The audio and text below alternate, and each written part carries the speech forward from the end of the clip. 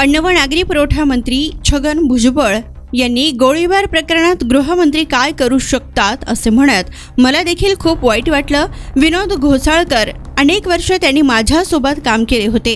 त्यांचा मुलगा देखील खूप स्मार्ट आणि चांगला शिक्षित होता. तो स्वतः त्यांच्याशी बोलून नंतर त्याने गोळीबार केला. मला कळत नाही की लोकांच्या मनात काय चाललं आहे. पोलीस तरी काय करणार? प्रत्येकाच्या घरी तर नाही ना जाऊ शकत. दंगल, गँगवार, गुंडगिरी अशा प्रकरणात पोलीस काम करत आहेत. गणपत गायकवाड प्रकरण झालं, त्या प्रकरणात देखील ते भाऊच होते. बंदूक लायसन याबाबत नियम कठोर केले पाहिजेत. गुन्हेगारी पार्श्वभूमी असलेल्या लोकांकडून बंदूक काढून घेतली पाहिजे. मी देखील गृहमंत्री राहिलोय, त्यात गृहमंत्री काय करू शकतात? गँगवॉर, आतंकवाद, गुंडगिरी यांबाबत गृहमंत्री काम करू शकतात.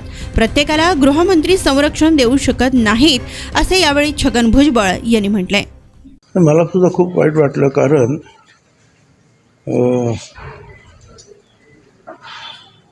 त्याचे जे वडील जे आहेत विनोद घोसाळकर, ते महानगरपालिकेत त्यांनी अनेक वर्ष माझ्याबरोबर त्यांनी काम केलं होतं. नंतर आमदार म्हणून सुद्धा त्यांनी काम केलं. आणि त्यांचा मुलगा आम्ही, म्हणजे मला कल्पना नव्हती, काल मी जेव्हा पाहिलं तर स्मार्ट आणि चांगला वेल एज्युकेटेड, शिकलेला चांगला. किती आता हे दुर्दैव आहे की कार्यक्रमाला जातात, काय बाहेर असतात, मग आतमध्ये येतात, चांगलं बोलतात आणि फेसबुक लाईव्हवर सगळं सुरू आहे.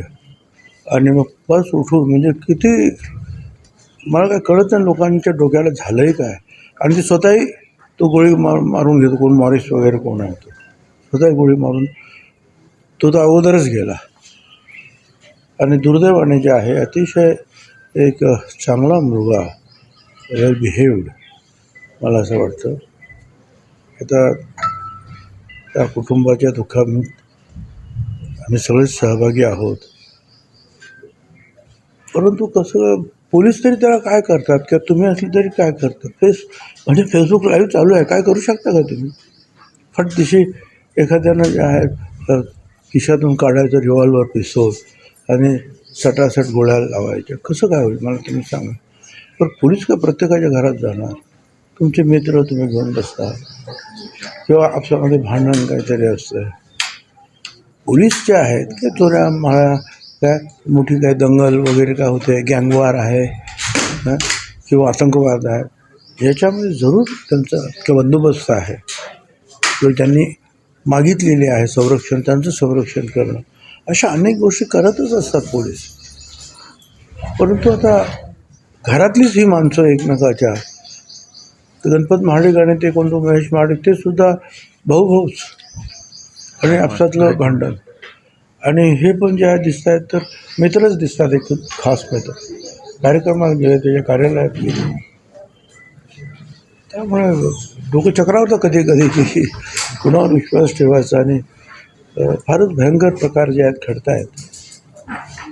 साहेब, पण बंदुकीचं लायसन देताना म्हणा किंवा कोणी बाळ कठोर करण्याची आवश्यकता वाटते?